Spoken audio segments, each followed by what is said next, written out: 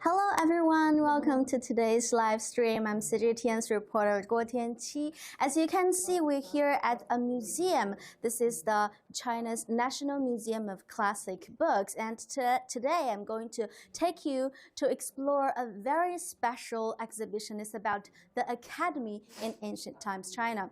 We know that China has a unbroken civilization for thousands of years, and the Academy is the center of that. And right now, let me welcome my friend Vicky here to tell you more. Hello, everybody. Audiences from the CGTN, and my name is Vicky Gao, and I am an English docent of the National Museum of Classic Books. So today is my great honor to be here to give all of you guys an introduction of our new exhibition. So as you can see from the name, the exhibition is called Studying Classics, Diligently Honoring Traditional Culture and Seeking Truth from the Facts, Chinese Academies in Classical Texts. So as we know, Chinese Academy is a cultural and educational institution that had multiple functions, for example, teaching, book collection, book printing, and ritual activities. So they originated in the Tang Dynasty in the 8th century and had a history of over 1,000 years. Wow. So our exhibition displays over 110 exhibits with a lot of items such as oracle bones, stone carvings, calligraphy book, wrappings, and also rare ancient books. So we hope that every audience visit our museum can have an immersive experience to feel the charm of the Academy culture. Yes, as we know, there are also 3D, naked eye 3D, and VR experience here to bring you back to the ancient time. And for our international audience, I know this is a little bit hard for you, but feel free to leave a comment if you have any question. We'll answer it as soon as we see it. And I have a question now for you, Vicky. Yeah. So we know that China has a really long, unbroken civilization. So what's the earliest written record of education and teaching? Well, let's see. We have presented an oracle bone here. You can see characters such as teaching have already been identified in the oracle bones. So you can come closer and see the inscriptions on the bones are well preserved. So two characters, Jiao and Shu, actually refer to those instruction in offense and defense, combat skills, and battle formations. So let's see how the character teaching is written in oracle bone inscriptions. Yes. Okay, see here we have an animation here. So we have two cross-shaped patterns on the left, symbolizing that the knowledge being taught. And then on the right is like holding a wick or stick, showing the process of teaching. So there is, yes, there is also another character. It's called Ya. Can you guess the meaning of it? I think maybe it's a person's name. Yes, yes. Here is actually a military officer, and here served as instructor. So as we know, the oracle bones were actually used for the divination in the Shang Dynasty about 3,000 years ago. So what is the content of this divination? Well, the divination here is actually asking whether it is favorable for the instructor Ya to be positioned on the left or on the right. Yes, because right now Ya is also a very common character to use in names. Yes. Let's move forward. Yes. Now let's see, this is a wrapping. So it's a wrapping of Jinggui. So Jinggui is actually a ritual vessel dating to the reign of King Mu of the Western Zhou period. So Jing here actually referred to a person. Maybe it's a court official of the King Mu period. So Gui is a ritual vessel that used in the ceremonial context. So now the original vessel is preserved in the Metropolitan Museum of Art in New York. So you can see we have inscriptions on the top. Is that the inscription inside the? Yeah, yes, inside this. So you can see we have 8 lines and 90 characters. And then they were all written in large seal script. So I'm wondering if this this picture is actually a photo, or how can they print a 3D cultural relic into a 2D platform? Well, that's a good question.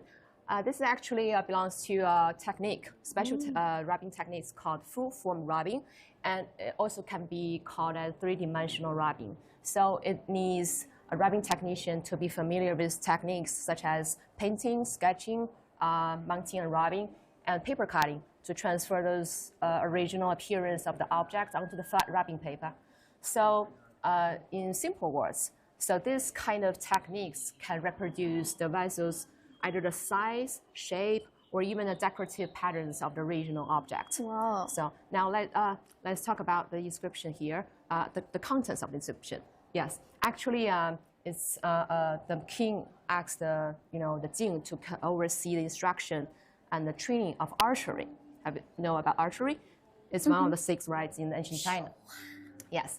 So so Jing actually performed very well, and then as a result, the king rewarded him with a dagger, with a scabbard.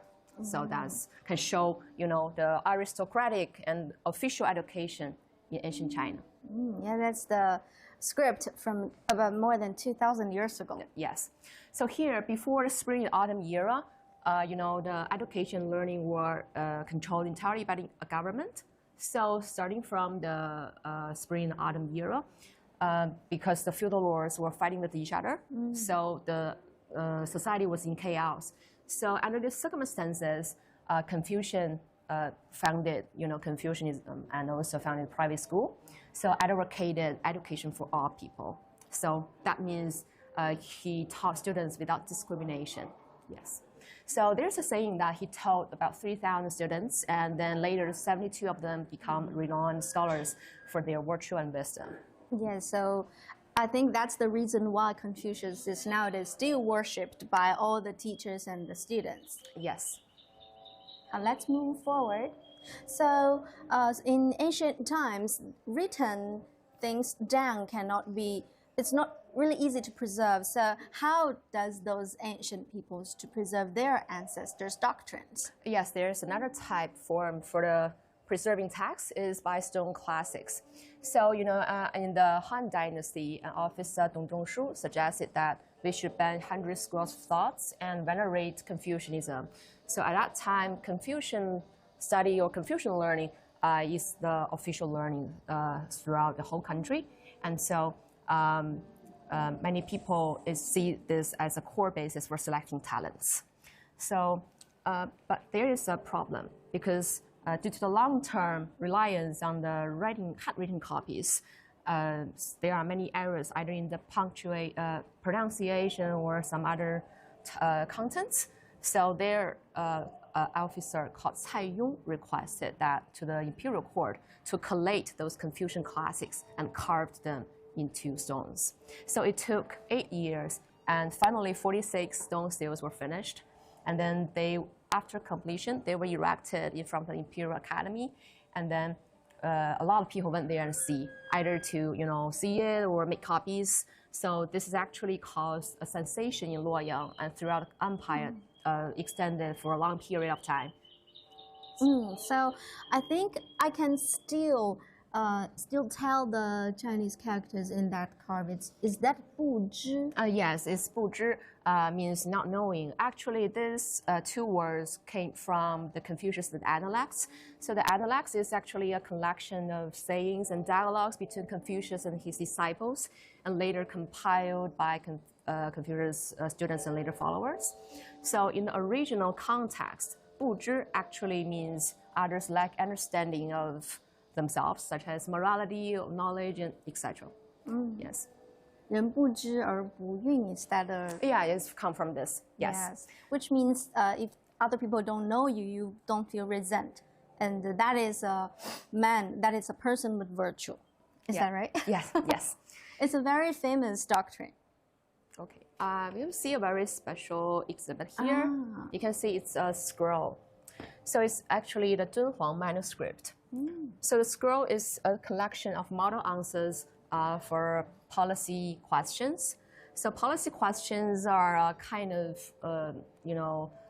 way for the examinations. So candidates were asked to answer those policy questions about governing the country, such as politics, society, and public affairs. So, their answers show whether they, understood those classics well and whether they could provide many practical ideas for the ruling. Also, whether if they are have the virtue to be a leader or enter the leading arena or system. Yes. It's like the ancient version of the official official examination. Yeah. Civil service examination. Quite similar. Yes. Let's move forward. 我们继续往前吧。Also, after we are entering the Tang Dynasty, which is the 7th century. So when is the official term of the academy began in the history of China? Well, the official academy first appeared in the Tang Dynasty. So in 717, Emperor Xuanzong established the Lizheng Academy. And later it changed its name into Jixian Academy. So it's actually an official institution compiling for books, mainly responsible for collecting, collating, and preserving texts. So we can say it provides a foundation for the development of future academies. Yes. So let's move forward. We have a screen here.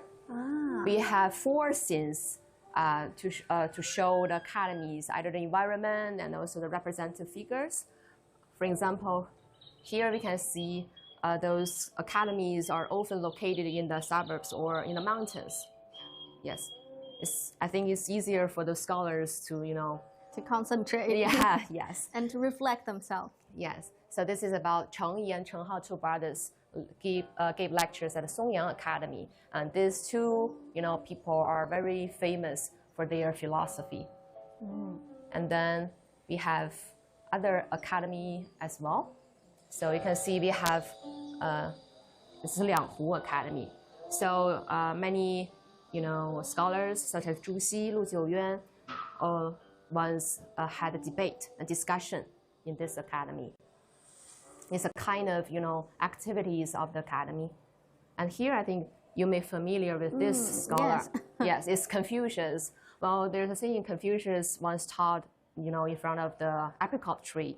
So later it also means the apricot altar. And we use this term to refer to the educational circle. Yes, and you can see that Confucius is bigger than the students because in ancient time, we know that Confucius is almost 2 meters tall, and he's also really like playing the guqin. Yes. So so here's the Bailu Dong Academy. Very tranquil. You can see there's an animal there. So this Bailu Dong Academy is also called as White Deer Grotto Academy because the poet Li Bo once, lectured there, and then he kept a white deer as a companion. That's why the academy got its name, Bailu Dong Academy. Yes. So listening to the guqin, the music, and hearing the birds singing, making me feel I want to read more books. Yes. So then if we say Tang Dynasty is the region of Chinese academies, so then in the Song Dynasty, it's reached the golden age. So here during this period of time, there are a lot of things happening. For example, the regulations and also teaching and learning activities like the debate and discussion and something like that. So here we have a table that shows the different sayings about the 4 great academies of the Northern Song Dynasty. So actually they refer to, the most influential academies during that period of time. So although there is no consensus on who those 4 academies are, you can see. It's very typical. Yes, but we have 2 academies that is quite famous and popular. And you can see we have Yuelu Academy and also Bailu Dong Academy. So Yuelu Academy was founded in today's Changsha, Hunan province. So it's really a famous academy. A lot of renowned scholars once lectured here, such as the representative of the Neo-Confucianism, Zhu Xi. So this Yuelu Shuyan is also the place that we're going to visit later. Yes. By virtual reality. So here is a very exquisite book. Why is it so big and so beautifully? Well, as you can see, this is a very big book. It's called Yongle Encyclopedia. This is one of the 4 great collections of our library, and it is a reference book categorized, called as 类书. It means the whole book is organized by the subject or the categories. So as you can see, we have the record of academy called Hanshan Academy. It's related to a person. It's Han Yu. So it's a town point, and then he strongly opposed to the Buddhism, which actually irritated the emperor. So later he was sent to Chaozhou as a local official.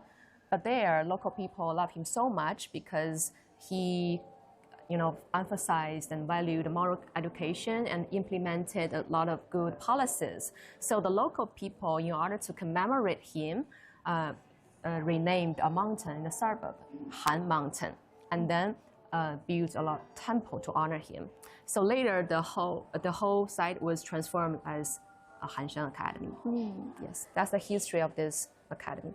Yeah, if you study Chinese and since you're a child, you must be really familiar with those big names because you're always reciting their doctrines or their great works. Yeah. So starting from the Yuan dynasty, the government's control over academies has strengthened. So, for example, the government would directly appointed the head or the teaching staff of the academy. And also the operation of the whole academy relies on the financial support or allocation from the government. So you can see this is the change of the ancient academies. Yes, really special because we know that in Yuan dynasty, actually the ruling class is Mongolian. Yes. But at that time, the Mongolian leader Hu Bilie is advocating the Mongolian royal groups to learn about the ancient Chinese wisdoms.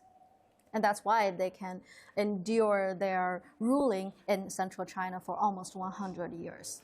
And then we come to the Ming Dynasty. Well, in the early Ming Dynasty, the government paid great attention to the official schools, vigorously advocated imperial examinations. So because of this, the academies were once very quiet due to these political reasons. And then in the middle Ming Dynasty, a famous philosopher Wang Yangming brought his thoughts, school of mind, and then change this, break this deadlock. So you can, at that time, there are many academies, such as Donglin Academy, and they always like to discuss about the current affairs, state affairs, current policies. So many famous people like Guo Tianqi and others once lectured here before and discussed. And so this kind of group was called as Donglin Party. Yes. So, however, there was a very powerful eunuch, Wei Zhongxian, and he saw those academies as the centers for scholars who criticize the government and oppose his faction. So, therefore, he didn't like it. So he, persecuted officials with this Donglin Academy and even issued a nationwide list of people who involved in this, naming 309 people. And then all those people were hunted across the whole country, and most of them died in prison.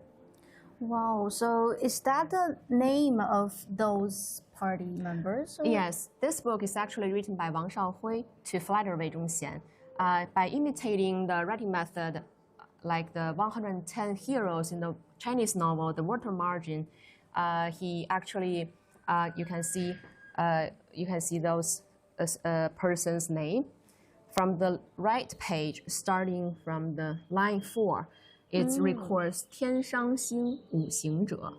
It's actually, the writing method is with the nickname first, followed by his, official position, and then his names. So those right margins, those right characters are actually the supplementary introduction or details about this person.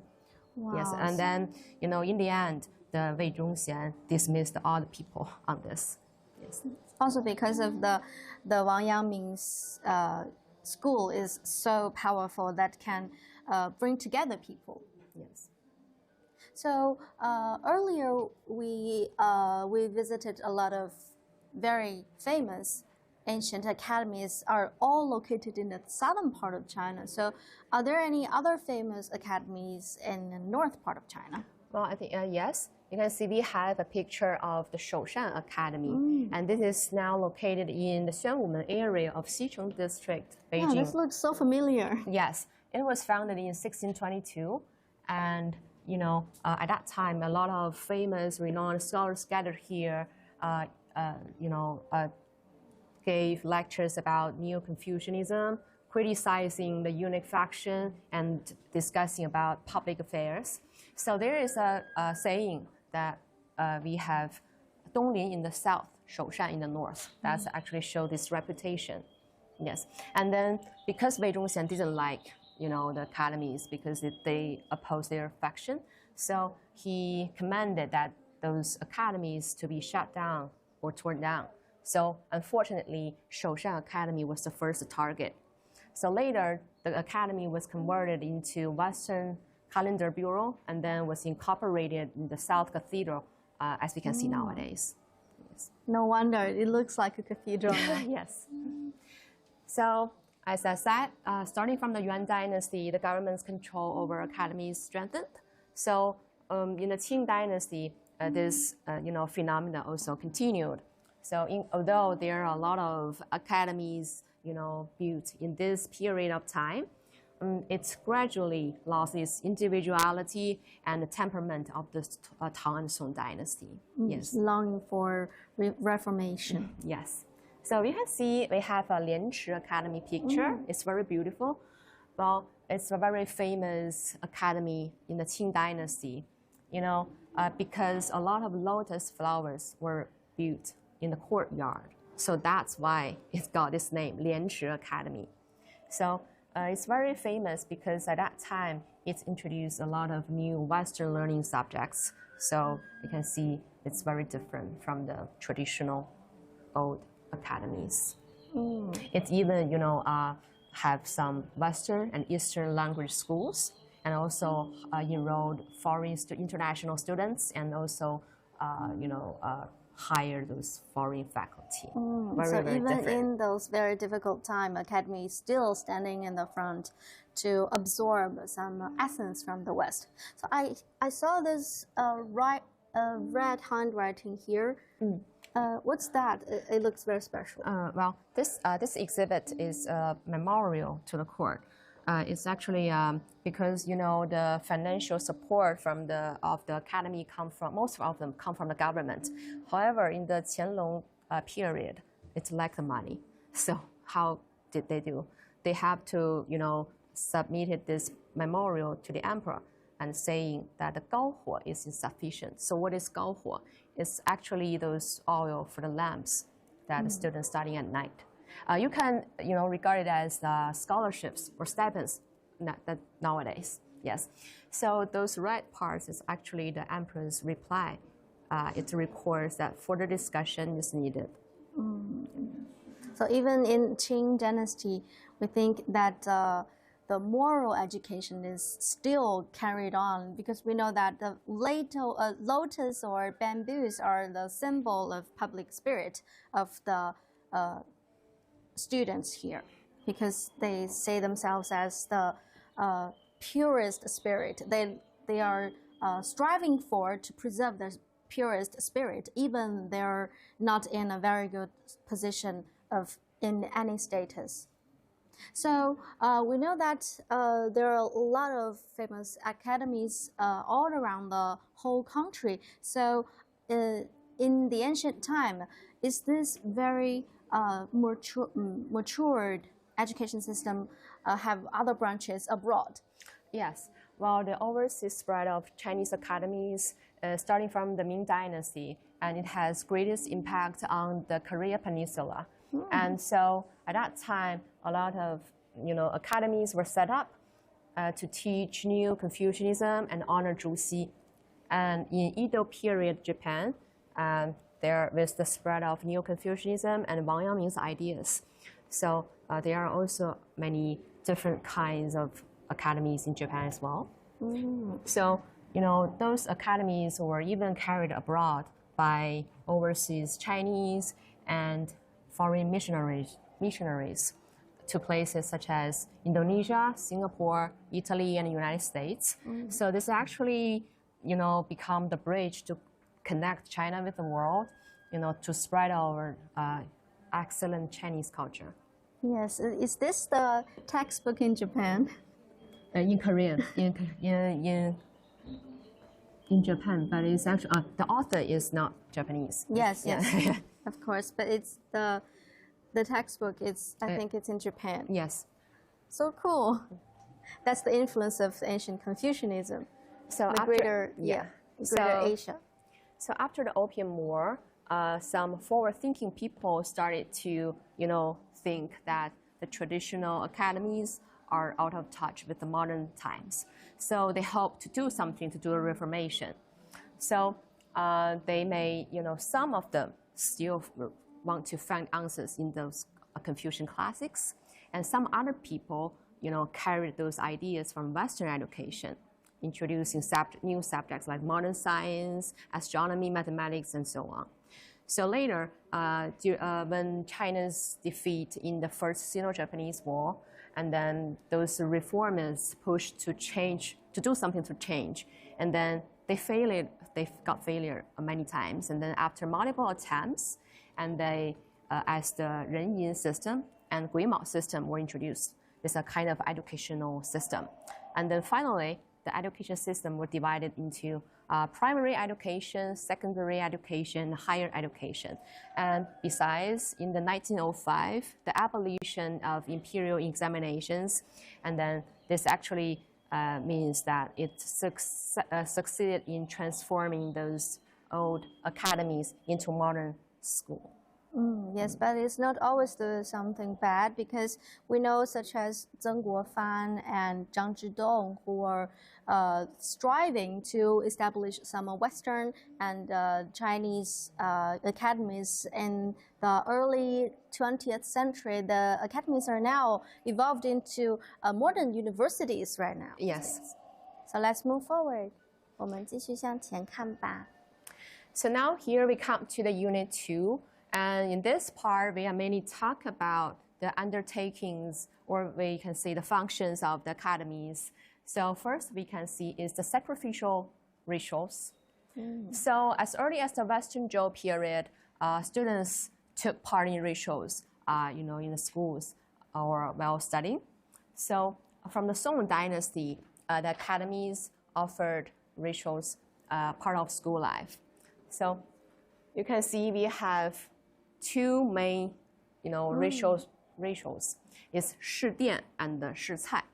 So because their corresponding rules varied in different eras, places, or academies.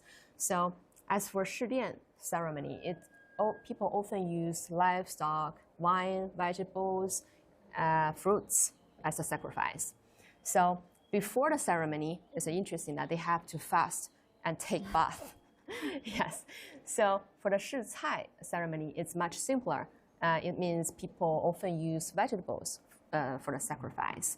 So it was often held when you open the school or your location is relocated. Yes. So I saw a picture here. Is this the worshipping vessel in the ancient time? Yes. We have the vessel's name and the picture of it. So this vessel is called 边 in Chinese. It's a kind of bamboo container to hold fruit or dried meat for the social ceremonies or banquets. Yes. Actually, beside those food, music and dance is also a very important part through the ritual procedure. You can see we have a book here, the display page showing two people's movements. So we have the, not only the illustration, but also the recorded writings telling people that how to perform the steps of the music and dance performance. So they're dancing and singing and the movement offering food for the ancestors. For the teachers, everything yes. was recorded.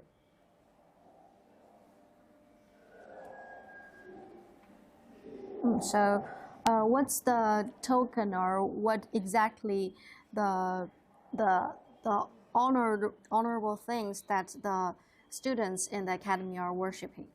Well, the Academy's worshipped targets are actually, they have so many types.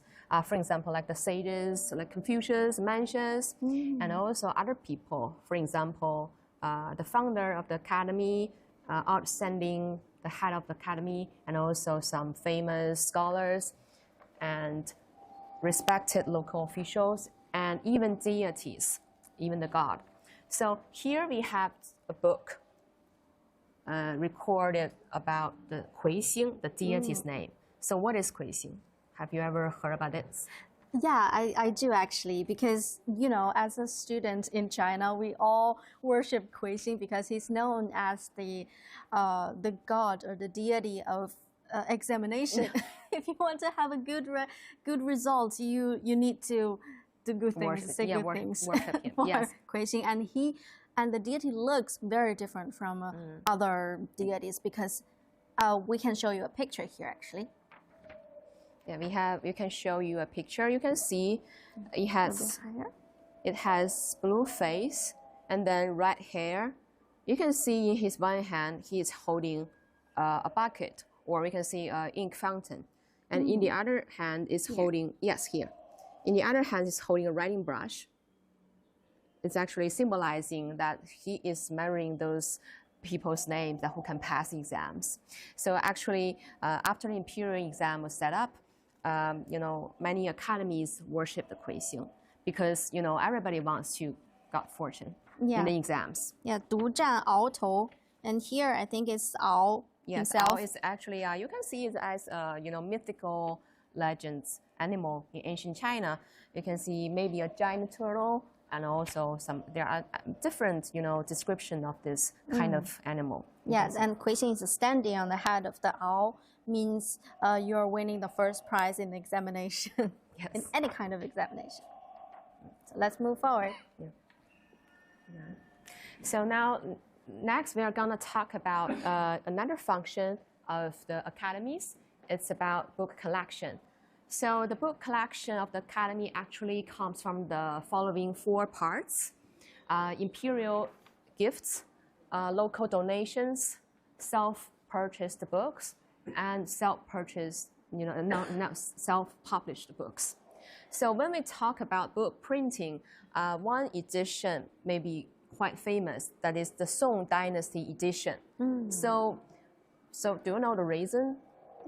I think maybe it's because we know that in Song Dynasty, the imperial classes, they are looking they're taking really huge importance in the scholars, but they are not taking enough.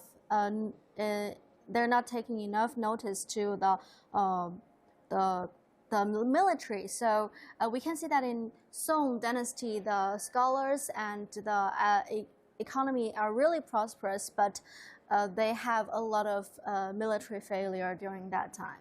Yeah, and is that because the reason why the whole society is taking so much serious on those printing books? Yes, we can see we have presented 3 books here.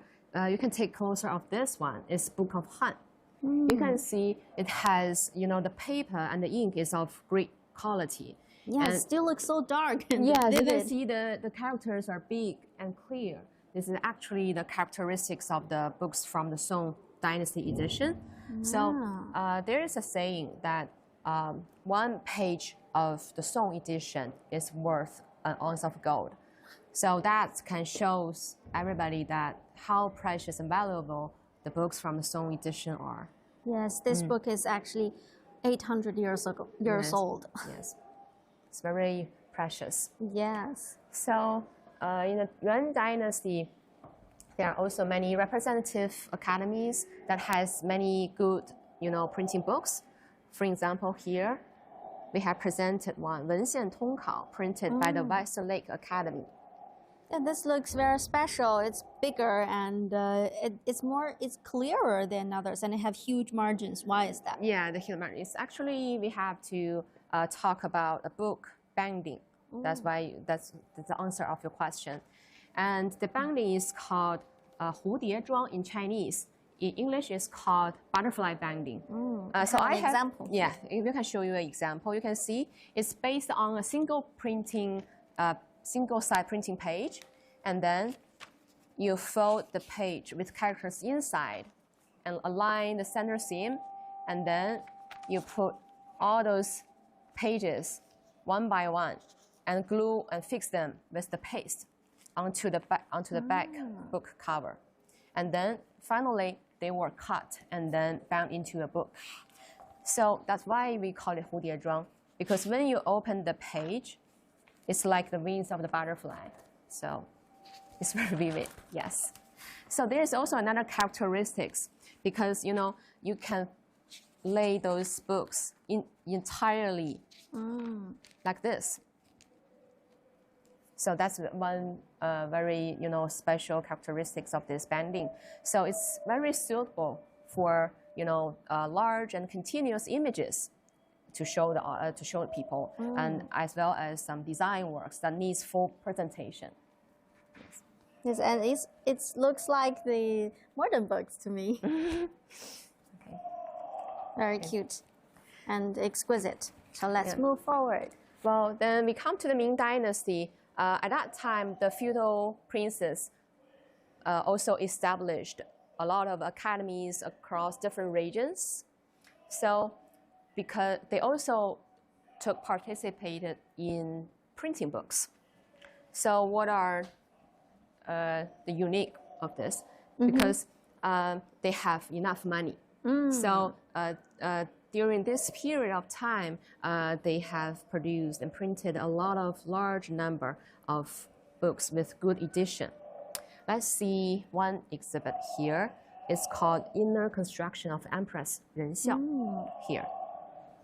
So Empress Ren Xiao is actually the wife of Emperor Yongle, and she was well educated and loved the literature. So earning this title, the female scholar. And then he also supported Judy's rise to the throne. And then, by the way, she valued women's education as well. So that's why he compiled this inner construction. So it actually covers topics like virtual, proper behaviors, or self-cultivation. So other than these books, are there any women scholars in history who also leave remarkable scholar academy books in history? Well, actually, throughout the history, there's another female scholar named Ban Zhao. Have you ever remembered that we have already talked about the Book of Han in the Song of the Song edition? So that book was compiled by Ban Gu. He took about more than 20 years compiling the main part of the book, but then he died, leaving the book unfinished. So later on, his sister Ban Zhao, continued writing, and then finally finished the book in a complete one, and which actually fulfilled her brother's will. Yes, that's a very good example. Yes. Then we come to the Qing Dynasty. There's a very famous academy called Weijing Academy. So this actually very special because it also introduced a lot of concepts of the Western education and introduced new subjects such as astronomy and mathematics. And also Yan Fu's evolution and ethics were printed at, Beijing Academy. Oh, translated from the original evolution from Darwin himself. Yes. So here I have a question for you. So do you think the price of the book the same or different with each other?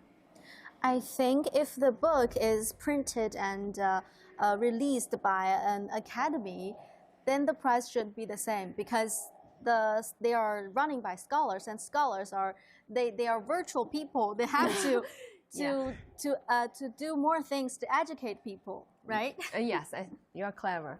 And well, actually, there is a printing office in the Beijing Academy. So they have rules and regulations that each book, when the book was printed, and each book printed 52 copies. So one copy was kept by the Academy, and then one was sent to the head of the Academy, and then the other 52 copies were for selling. So what about the price? The price was actually determined by the head of the Academy, and so and then the price would be all engraved on the book. So just in case that the bookseller will raise the price. Yeah, just like the modern book, and also like the museum system right now. Yes. Leave one to the museum. So actually, we talk about the price. So what about advertisements? So the advertisements of the starting from the Ming Dynasty, together with other previewing catalogs. So here we can have a multimedia that shows you a very good example of the advertisements. You can see we have a seal here. It's written, you can have the name Wang Liang. Yeah, very cute stamps here. He was a bookseller. You can see this, this symbol is actually represents, you can understand it as a book copyright. So at that time, when he printed books, he would put this, signs on the book. And then there's a very famous and interesting passage about this, about Wang Liang, because he printed a lot of books, and then he would put all those catalog of the books he printed on the left page of the book. And then he would say, also recorded the location of the bookstore. And then he said that because I have printed so many books, I cannot contain them all on this page. It's here, written here. Yes.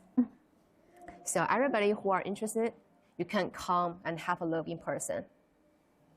Yes, come to my store. Yes, this is actually a very, useful advertisement. For example, when you open the book and you read the sentences, and then you may curious about, those books that he printed, and then you may come outside and buy some books. Yes, it's very important, I think, because if thinking, imagine I was a student in Ming Dynasty, I will really wish that I can have a genuine and a good quality book for my examination, because in Ming Dynasty, the scholars, they are really high social standards, and we know that the official service, civil service enter examinations in Ming Dynasty is also very huge, and a lot of people are thriving and devoting all their times through their 60s, even 60s to go to take the exam. So a book is very important. Yes, and also we have a QR code there, and then everybody who are interested and want to do further reading, you can scan it by your mobile phone and see it online. So then we were talking about the teaching contents. So I think for the teaching contents, maybe you know that mainly for the Confucian classics, like the 5 classics and 4 books. Yes. So do you think we also taught a lot of other subjects? Absolutely, I think other than the Confucianism, in the ancient time, there are scientists too, such as the agriculture, the architecture. So I'm wondering if they're also teaching some Western subjects in the ancient Chinese academies. Yes, yeah, I think the answer of your question lies in this book. We have Western learning courses from the Guo Academy. Well, Guo Academy was actually academy founded by a Chinese scientist, Xu Shou, and a British missionary, John Fryer, in 1876. So it talked a lot of subjects such as foreign languages and modern science, Western political thoughts, and so on, alongside with the traditional learning. So actually, the whole book is divided, the Western learning, into 6 parts. And each part is divided into specialized courses. For example, mining, maybe have the coal mining, gold mining, and even mining missionary. So the Guo Academy still exists nowadays, right? Yes, and also transforming into the later, modern schools. Yes. In Shanghai. In Shanghai, yeah. So lectures and examinations are the 2 main teaching methods. So as for the, recording saying style can be dated back to the Confucius, the Analects. As I said before, the Analects is actually the collection of sayings and dialogues between Confucius and his disciples. So these actually can be seen as the region of the lectures. So as for the academic lectures, the characteristics is its openness. So what this means? For example, you hold another viewpoints of the academy, and then I hold another opinion. But the academy welcome all of you guys here, together here, to exchange your thoughts, opinions, so and to maybe you can debate with each other for many days. So this actually shows the open, mind atmosphere for the discussion at that time. So later on, as time went by, a lot of people joined this activity. So in other words, lectures were no longer informal meetings, but transformed into organized dissemination activities. So therefore, there are many regulations appeared. For example, maybe about schedule, participants, even seating arrangements, and also their post-lecture services like meal and accommodation were all meticulously written down in the regulations. Oh. Yes. So yeah, is this the actual scene of the academy? It is Wuyi. Yeah. Yes, it's in So the beautiful. Fujian I would be province. really glad to visit those scenic spots as an ancient student. It was And built by Zhu Xi, yes. it's an exchange views and also go some hiking in this area. So actually, in ancient China, they also use examinations as a way to evaluate students' performance. There are two main examinations. One is the regular assessment by the academy, and one is the entrance examinations for the prospective students. Yes. So we're talking about a lot of functions and activities of the academy. So how can they make ends meet? Can they make money for themselves? Yes, you can see Wow. it's most of them, we have to mention a concept here. It's called 学田 in Chinese. You translate it as, academy fields or school fields. So it's actually, The picture, the drawing here. yeah, you can see it's actually referred to the farmlands allocated by the government. So in ancient time, agriculture is a key part of the economy. So also the farmland, it can be seen as a very important way for the production. So the academy can earn some rent or the income by managing these farmlands. That's actually laid foundation for the financial support to the operation of the whole academy. It's like they're having a little economic circle they can Yes. provide constantly for themselves. Yes. So then here we come to the unit 3. And in this part, we mainly talk about some, very famous philosophers with their, school of thoughts. You can see here we have Mencius, Confucius, and Xunzi. They are all the representative figures of the Confucianism. And I see this textbook is very special. It has space and the punctuations and the characters are really big. Yes, because when people started to learning, they will read those kind of Confucian classics. So this is actually for the beginners, with the very clear pronunciation and also other explanations. It's easier for the beginners to understand. Very thoughtful. Yes. So then we see another person, Fan Zhongyan. I think you may hear about him before. Well, he paid much attention to the academy and education. So when he was promoted as a vice prime minister, he submitted 10 proposals, and with education, one of them. So there's a saying that when he went to a place as a local official, and he would establish an academy. So, for example, like the Zishan Academy, the Huazhou Academy were also founded by him. So we can see he really valued education at that time. Yes, and also a very famous politician in the entire Chinese history who is stick to the moral values and educations of the ancient time.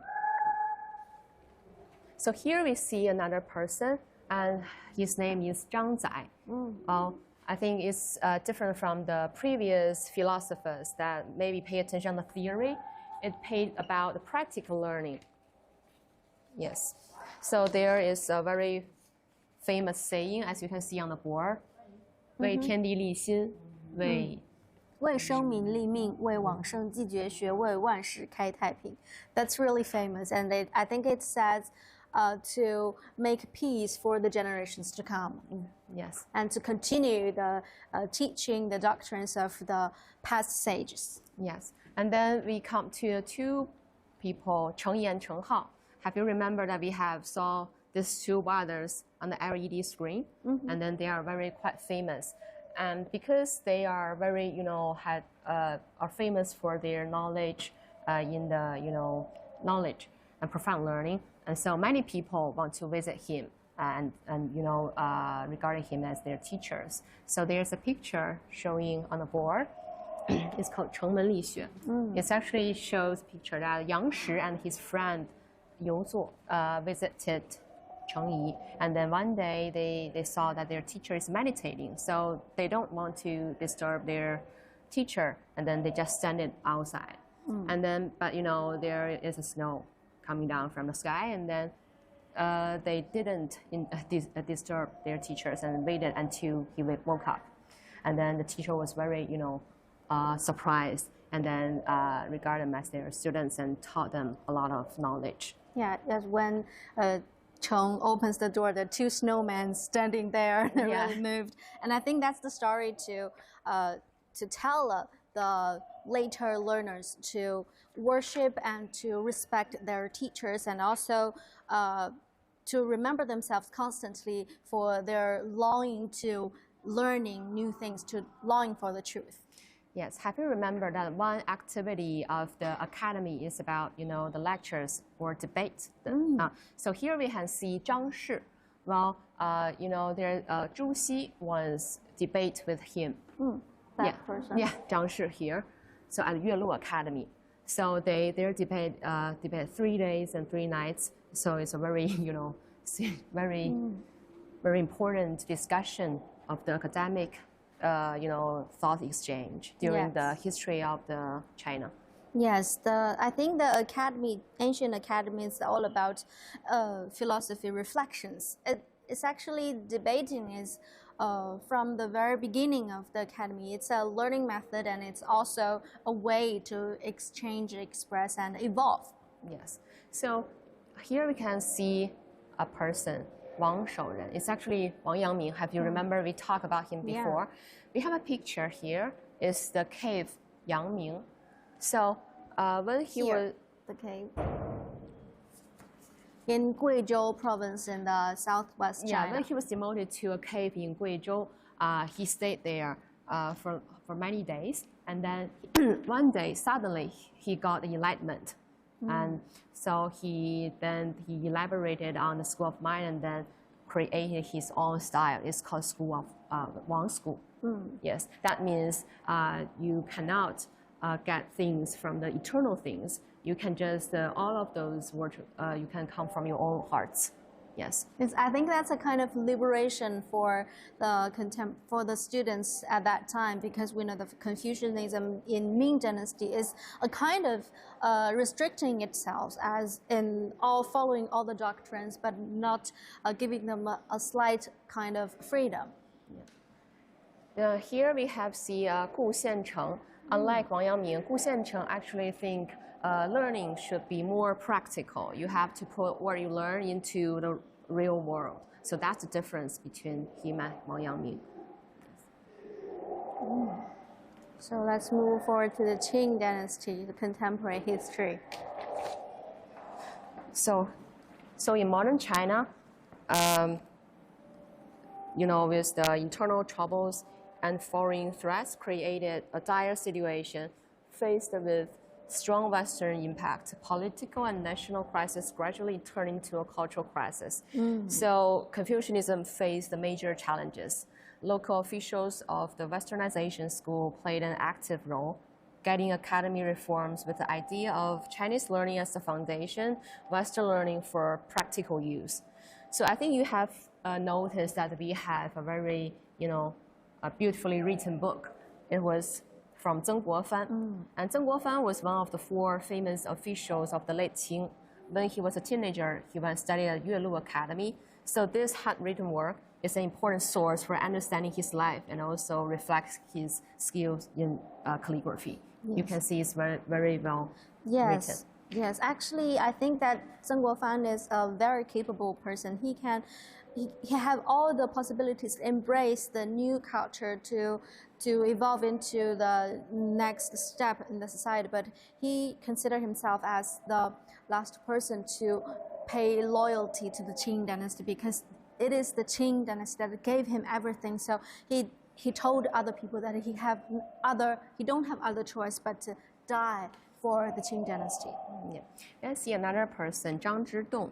Well, he founded lots of academies. In 1909, he, together with other officials, submitted a proposal to establish the Metropolitan Library, which is actually the predecessor of our library, the National Library of China. Yes.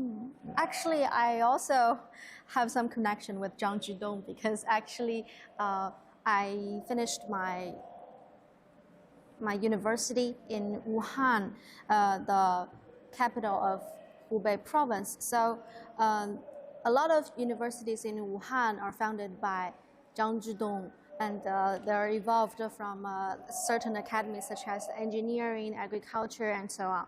And the most exciting part, the naked eye 3D experience. Yeah, we have presented 4 scenes for this. This is about book collection and book printing. So I think this part is actually the highlight of this exhibition. It integrates historical, architectural, humanistic, and other related factors. And with the help of digital technology, a digital academy in a virtual time and space is constructed. So this is a 3D naked eye immersive presentation. So if you step into it, and you can step on the interactive points on the ground, and then they can start a diverse interactive experience. So here you can see when you step on the characters, they will come up onto the top.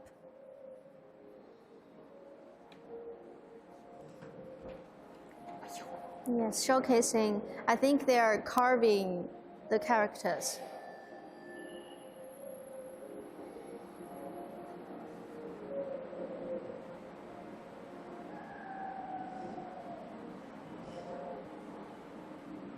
Here comes the spring.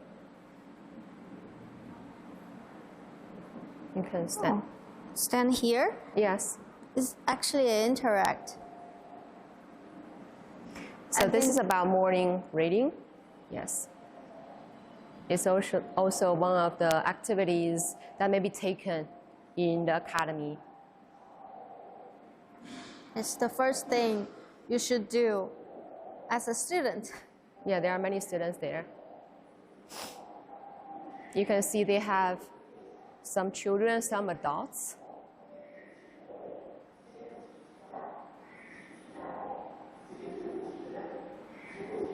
And the teacher is giving the lectures. So when I'm stepping the on sentences those are quite familiar with Chinese people. Yes. Let's move forward. Yes, okay. So now let's move into the next exhibition hall for the other special area. It's called 事实求是 in Chinese. It's translated as seeking truth from facts. So you can see this is actually part of our exhibition name. Yes, and I think we can also have a look at the Yuelu Academy too. Yes, yes. So here we have mimic the Yuelu Academy. You can see we have the plaque here with the name Yuelu Academy and 2 couplets on 2 sides. So this saying actually means Yuelu Academy has a lot of talented scholars and students. 唯厨有才. 与斯为生. Yes. So now let's move in and have a look in details. So you can see on the left, you can see a stone monument. Yes, 实事求是.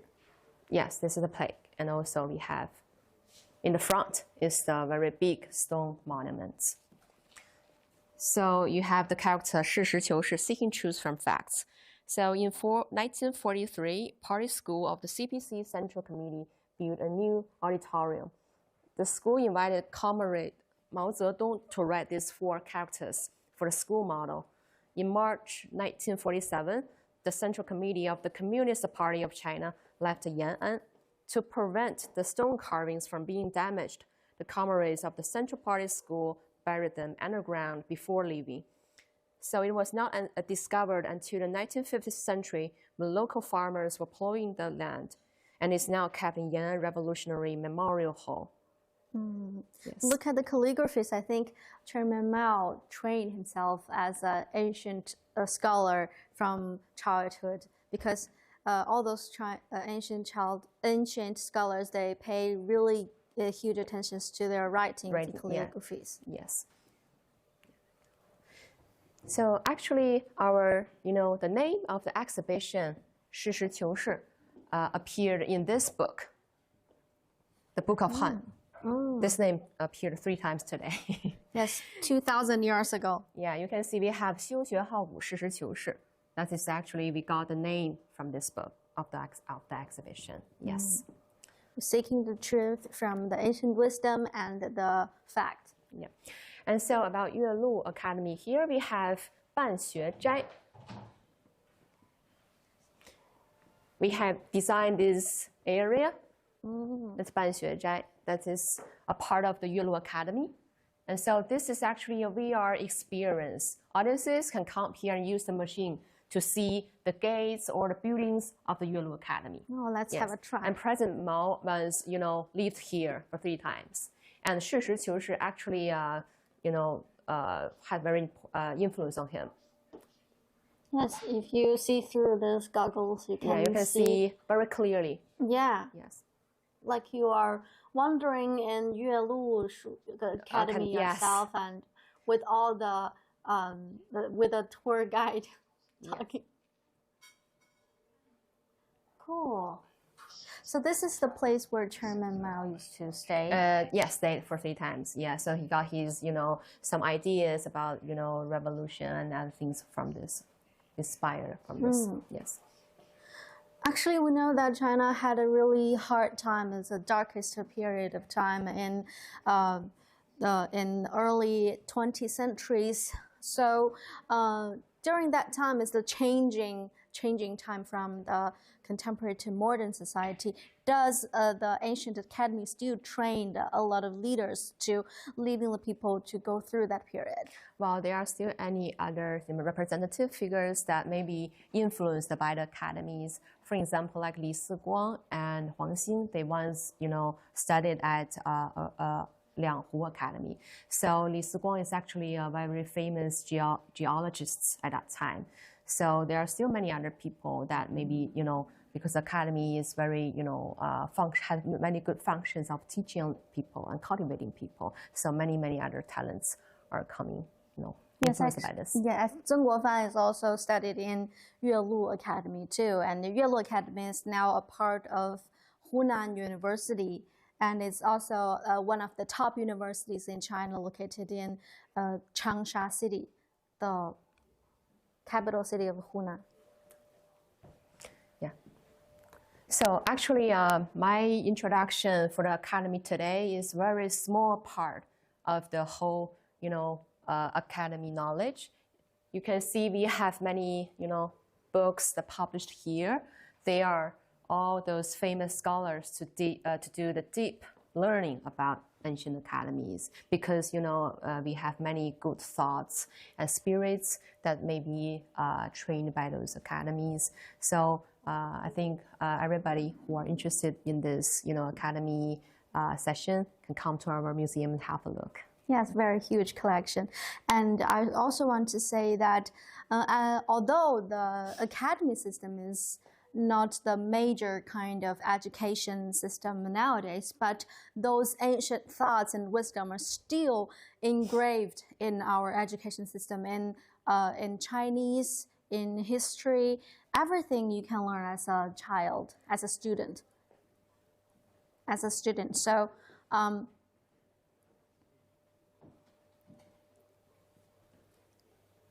So actually, those wisdom are still influence us. For example, I would like to share with you a very famous saying from Fan Zhongyan, a very famous politician we mentioned before in Song Dynasty, and he says, 先天下之忧而忧，后天下之乐而乐. And this actually means to think before, to be the first one to think about the problem right now and be the last one to enjoy the happiness of it. So this is kind of the doctrine or the ultimate spirit, the public spirit pursued by all the Chinese scholars, and even in our daily life, and we can see that a lot of people are using those ancient sayings, those famous sayings, as their mottos to give them their energies to move forward. And also, that is the spirit, such as the seeking truth from the fact, is also leading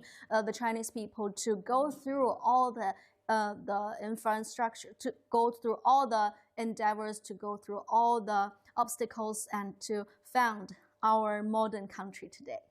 And I'm reporter Guo Tianqi, and this is Vicky, my friend. And I think this is the end of our live stream. Hope can see you very soon. And if you have time to go to Beijing, be sure to visit the National Museum of Classic Books and have a look for yourself. Thank you so much for watching. Hope to see you very soon. Bye-bye.